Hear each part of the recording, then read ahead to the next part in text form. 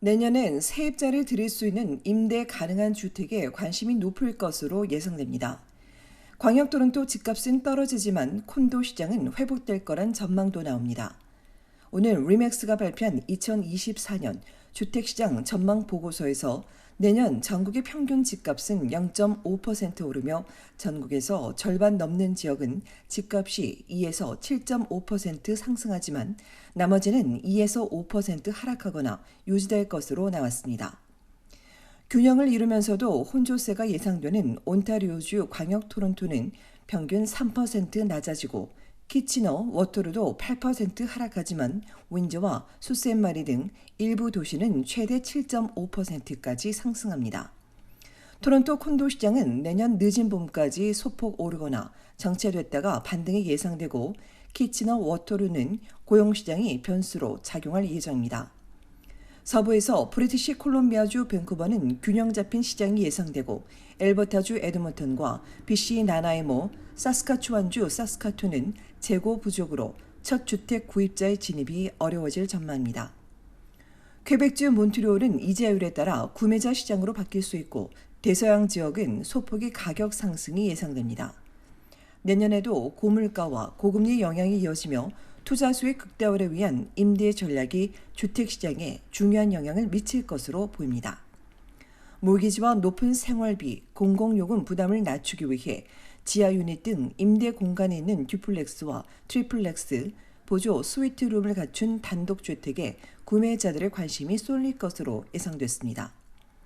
금리 역시 매우 중요한 요인으로 전문가들은 내년 중반쯤 기준금리가 내려가면서 주택시장도 달라질 것으로 내다봤습니다. 이보다 앞서 TD은행은 내년 초 집값이 가파르게 떨어진다고 전망했습니다. 전국 평균 주택 가격이 내년 초 최대 10%까지 하락한다고 전한 은행은 토론토와 밴쿠버 집값은 더 하락할 수 있다고 예측했습니다. 그럼에도 집값은 팬데믹 이전보다 여전히 15% 높은 수준이 유지될 거라며 내년 2분기쯤 연방중앙은행이 금리를 내리면 집값의 추가 하락은 막을 수 있을 것이라고 덧붙였습니다.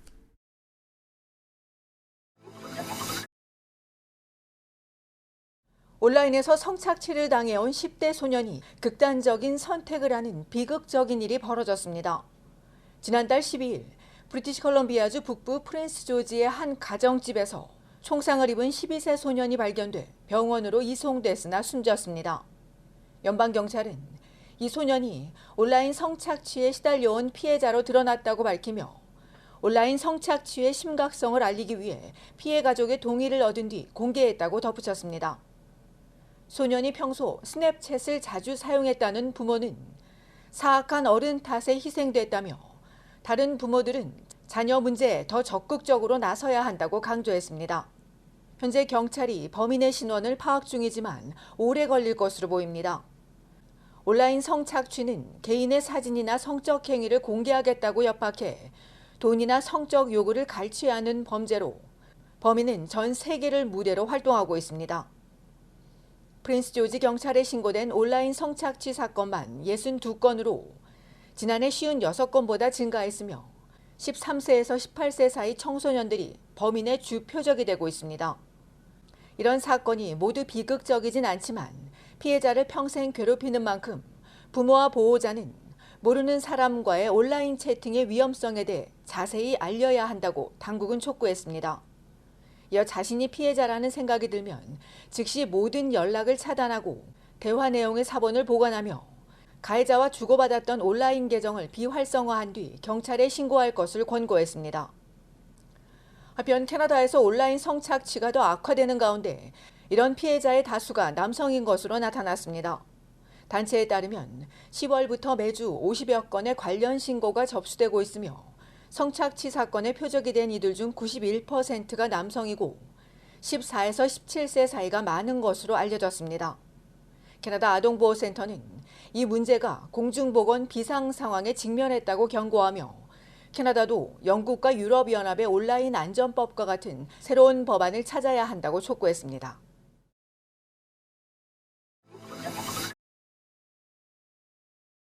정부기관을 사칭한 금융사기가 가장 흔한 것으로 나왔습니다. 오늘 발표에 따르면 응답자의 42%가 정부기관을 사칭한 사기를 경험한 적이 있고 41%는 피싱 사기, 33%는 가짜 은행과 신용카드, 온라인 계좌 사기입니다. 각종 금융 사기가 갈수록 교묘해지면서 표적이 되기 쉽고 모두가 피해자가 될 수 있다는 우려도 커졌습니다. 예 인터랙은 상대가 무언가 조치를 취하도록 다급히 강제하면 무조건 사기라며 당장 전화를 끊어야 한다고 강조했습니다. 국제 소포 관련 전화나 국경 서비스 직원 사칭, 또 여행 당첨 등 무작위 전화나 문자는 주의하고 피싱 웹사이트로 연결되는 모르는 링크는 절대 클릭해선 안 됩니다. 사기를 당했다면 당황하지 말고 금융기관과 경찰에 알리며 쉽진 않지만 자책에 빠져 스스로를 힘들게 하지 말 것을 당부했습니다. 사기 피해자는 시니어뿐 아니라 모두가 될 수 있습니다. 옛 금융 사기 징후를 알아두는 것이 큰 도움이 된다며 모르거나 원치 않는 전화, 이메일, 문자는 거부할 것을 조언했습니다. 사기가 의심되면 즉시 답하지 말고 전화를 끊은 뒤 다른 경로를 통해 재차 살펴봅니다. 웹이나 소셜미디어에서 확인 안 되는 링크나 첨부 파일은 열지 말고 검색할 때도 철자와 URL 주소, 보안 기호를 확인할 것을 당부했습니다. 비밀번호는 정기적으로 변경하는데 문자와 숫자 등 추측이 어렵게 만들고 사이트마다 다르게 적용할 것을 권장했습니다. 또 뱅킹 앱을 통해 휴대전화에 알림을 설정하고 계정 활동과 명세서를 모니터링하는 등 평소 안전한 금융 습관을 유지하는 것이 중요하다고 전했습니다.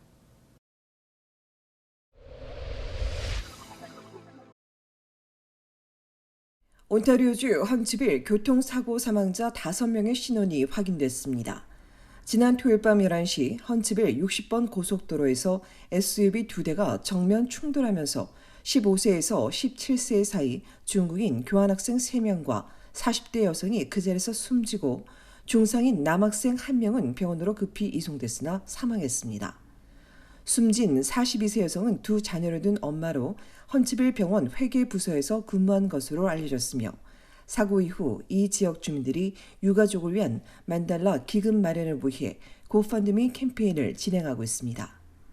사고 현장 주변에 리조트가 많아 평소 차량 통행이 많은데 급격한 곡선 주로가 있다 보니 밤이면 시야 확보가 어렵다고 지적한 경찰은 당시 도로 상황이 좋아 사고가 날씨 때문은 아니라며 구체적인 사고 원인을 조사하고 있다고 밝혔습니다.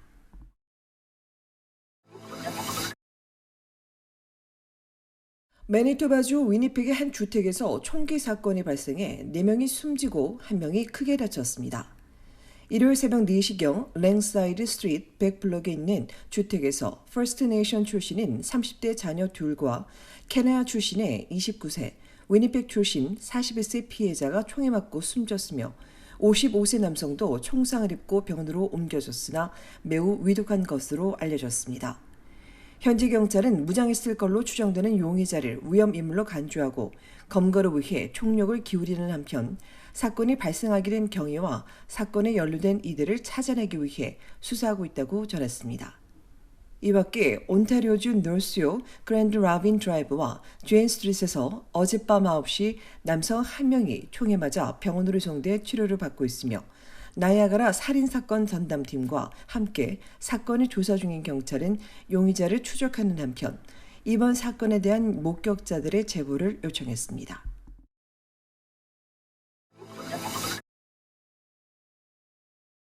캐나다인의 기대 수명이 3년 연속 감소한 가운데 지난해 코로나19로 인한 사망자 수가 팬데믹 기간 중 가장 많은 것으로 집계됐습니다. 기대 수명 감소는 사망자가 더 많을 때나 더 어린 나이에 사망할 때 아니면 두 가지가 결합됐을 때 감소하는데 연방통계청에 따르면 지난해 평균 기대 수명은 81.3세로 2019년 82.3세보다 1년 더 감소했습니다. 이 밖에 코로나19 변이 등장과 방역 해제로 인해 지난해 코로나19로 인한 사망자 수가 19,700명에 달해 사고와 불의의 부상을 제치고 사망 원인 3위에 올랐으며 특히 노인들의 사망이 급증했습니다. 전체 사망자의 42%를 차지한 암과 심장병이 사망 원인 1, 2위를 차지한 가운데 젊은 층도 자살과 살인, 약물 중독 등으로 인해 사망이 증가했습니다.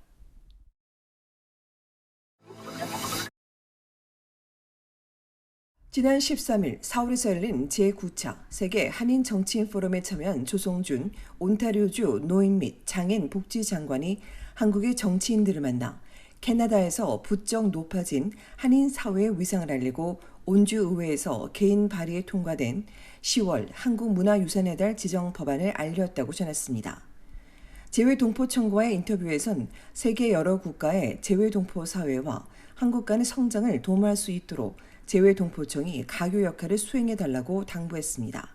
또 반기문 전 국제연합 사무총장과 정운찬 동반성장연구소 이사장, 윤상구 동서 코퍼레이션 대표를 각각 만나 한국과 캐나다의 교류 증진 방안과 차세대 한인 지도자 육성 방안 등을 논의하고 타마라 모휘니 주한 캐나다 대사도 만났습니다.